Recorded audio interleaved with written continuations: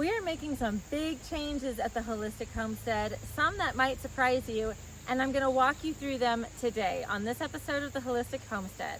But first, make sure to subscribe to my channel for more health and homesteading content, and check out those memberships and supers for more support. Let's dig in.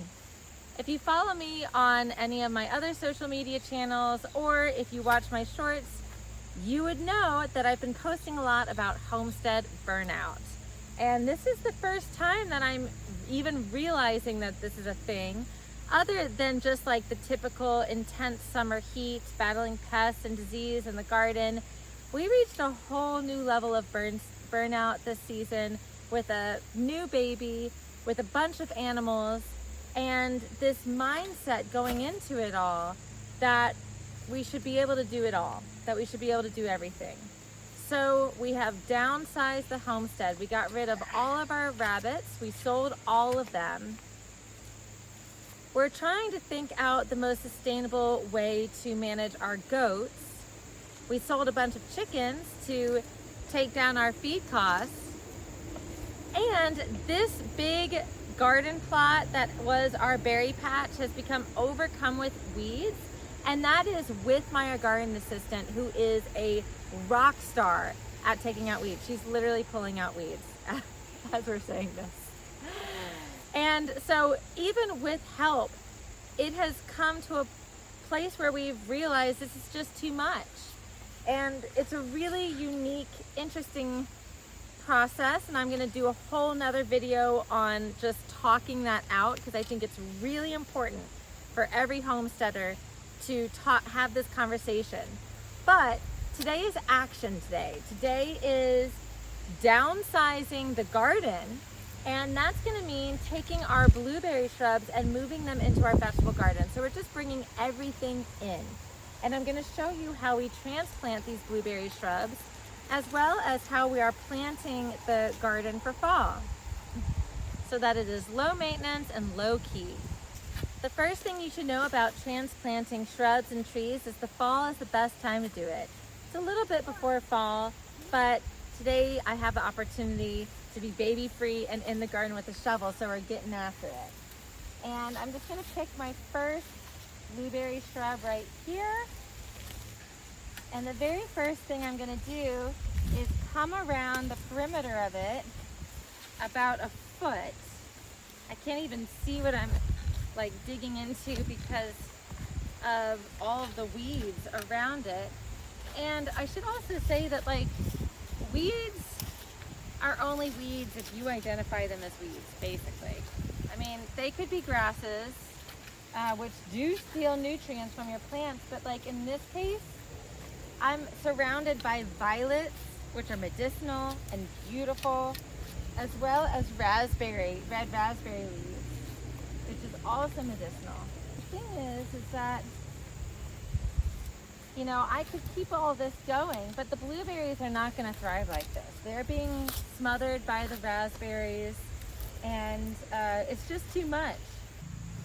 So we are coming a foot. I went around this whole shrub, just going straight down a foot out from the center of the shrub. Once I've done that, I'm going to go much deeper, and I'm going to keep going as deep as I can, and I'm slowly going to pop this thing out. The reason why I'm going a foot out is because I want to be really conservative and not mess up the root ball and minimize how many roots I'm cutting here. And so now that I've done my big circle, I'm just going deep and literally just popping out our baby, and the root system will kind of become present as I do that. And I'm doing this one at a time. So as soon as I do one shrub, I am going to go ahead and plant it before I do another. I'm going to take out the raspberry that's intertwined in there. Gosh, this just all like fell out. This is the root ball, y'all. Whew. And there's something in there that is, oh, man, I got poked by a mean dude. What? What happened? This is painful. Oh my gosh. What is that? They're everywhere. What is it? Ant? No. It's this caterpillar. Holy smokes. Oh my gosh, oh no. Mommy, I saw that on Brave Mama, I saw that on Brave Wilderness. Gosh. I saw that on Brave Wilderness. That guy bad caterpillar. hurts. That is a burn, y'all. You can see the burn. You see the red? Mom, Ugh. that's a venomous caterpillar. Thank you, sweetie. We are away from the sting zone, and we identified the caterpillar is a pus caterpillar, also known as what? Oh, venomous. Southern flannel moth larva. A southern flannel moth larva. Southern flannel moth caterpillar. Apparently one of the most venomous caterpillars in North America. We just came into contact one, and I'm feeling multiple stings on my right arm. But what doesn't kill you makes you stronger, right? Well, you should seek medical attention if you experience severe pain, blistering, or symptoms like nausea, swelling, or difficulty breathing. So anytime you feel anything more serious than a sting, make sure to seek medical attention. But I feel okay right now, and we'll keep an eye out for my health the rest of the day. Won't be the first time. All right, so now we are transplanting my blueberries into my garden here. And a bunch of these beds that I'm going to be planting them in are hugelkultur beds. If you don't know what that is, you need to check out that video. It's an excellent way to build long-term soil fertility. But it does restrict what I plant because I've got basically a lasagna of material in here, from logs to wood chips and branches, with the soil being on top. So I need to take out my logs. And I might even use these along the edges of my beds temporarily, but they've got to come out because these roots are not going to like being planted right up against logs. So what I've got here is a space where I'm going to do, I think, blueberry shrubs. You want to be mindful of their space. They need 3 feet in circumference. That means 1.5 feet on the right side, 1.5 feet on the left, on all sides. And I think I've got a perfect spot here. The soil is going to be super soft and easy right here for this guy. But I definitely want to make sure that I am getting out any logs or big branches. When planting any tree and shrub, the most important thing is that first your hole is deep enough so that way when you plant your shrub, it is level with the rest of the soil. You do not want soil mounded up along the branches or the trunk.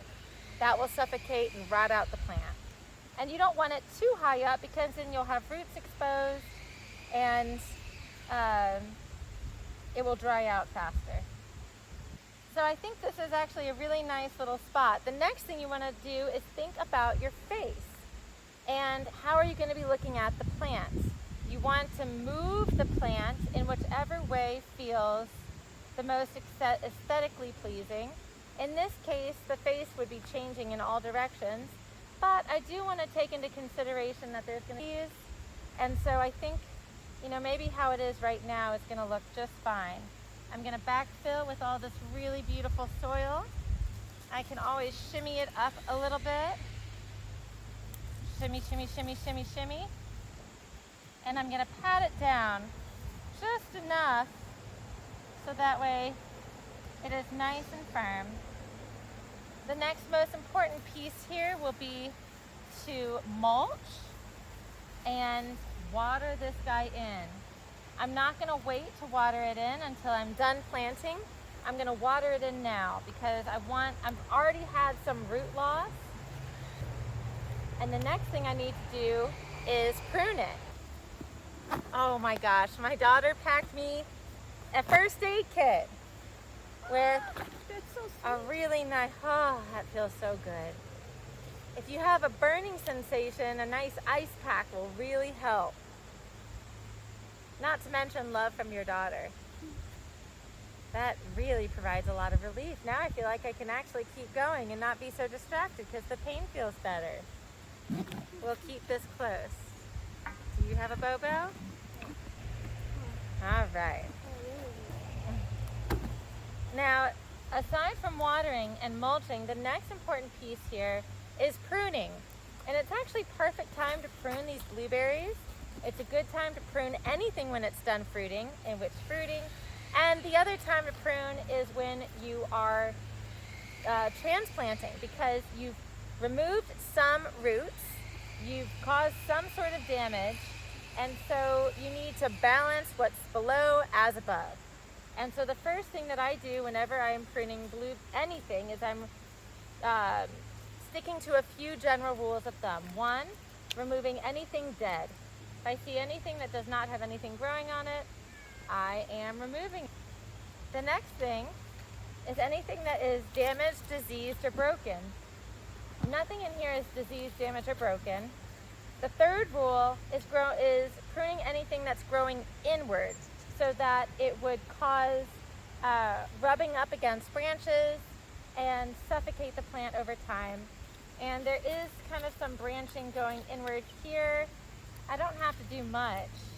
This all is pretty fine. But then with blueberries, the next rule of thumb is to prune a third of the plant. This is a really small plant. I don't want to do too much just because it is really young. But I'm just at least going through and getting bangs, which is going to help it. Pinching back the tips just slightly. And it's good to go. All right, next thing we're going to do is water this baby in. Next order of business is we are planting some fall crops. Now, this goes in line with my talk about homestead burnout. I'm exhausted. I really don't want to keep up with the garden, but I want to fill up these beds. And so what am I planting? I'm planting mustards and collards. These are a great crop for where I live in 7B, because even with a lot of frost in the 20s, these are going to keep growing. It's not going to be until the temperatures drop to the low teens or the single digits that they're going to stop. And so it's really an excellent crop to grow throughout those months and full of nutrients. And so what I need to do is basically come through this bed and weed it out. If there's any little small seedlings, I can just do what I'm doing like this, just like fluffing them around. That disturbance of the root is going to just, basically break them off and they won't be able to come back. And so I just want super, super fluffy soil all around here where my bed is. I don't want wood chips. I don't want mulch. I just want fluffy, fluffy soil. And so it's kind of hard to tell where this bed ends, but I think it's around here. Just like a bunch of salvia. But either way, pulling out the weeds, tossing them to the side, and fluffing it all out. Because obviously with some seeds, you want to be strategic about how deep you sow them. But when it comes to these guys, it's just a ½ inch, which seems like a lot, but if you've ever grown mustards or collards, you would know that if you ever let them go to flower, you will have mustards and collards forever. And so all I'm doing is just fluffing up the soil, and I'm going to take a packet, pour it all in my hand here, and I'm just going to sprinkle it around the whole thing. These seeds are actually really tiny, so once you see what I do here, there's really not going to be there's not going to be much room for error, because that when I just reshuffle the soil like this, they're going to fall down. And this is just a really fast way. to it, because otherwise you gotta imagine those things are tiny, you've got a lot of space. You're planting, maybe you don't, but if you're like me and you do, you don't have time for that. And that's it. Whenever I open up a seed packet I've got left over, I always double it up, maybe triple it up when I close it so that way they don't spill out. And now I'm gonna fill this whole spiral with mustards and collards. I am not gonna cut back this beautiful holy Tulsi basil with me because one, it smells amazing, but two, if you could see the bees that are surrounding me right now, I could be surrounded by hundreds of bees. It is amazing. It smells amazing. It's super medicinal. I can use it fresh. I have no problem just letting this all go. I think it's absolutely gorgeous. I hope you enjoyed this video on my homestead burnout and how I'm approaching the fall season and moving forward with consolidating. You know, we weren't meant to do everything. It's always taken a village to do it all. And I think this has been a really humbling lesson for my life and my career as a homesteader to realize that sometimes simpler really is better. I hope you enjoyed this video, and if you did, please make sure to hit that thumbs up button, subscribe to my channel for more health and homesteading content, and check out those supers and memberships for more support.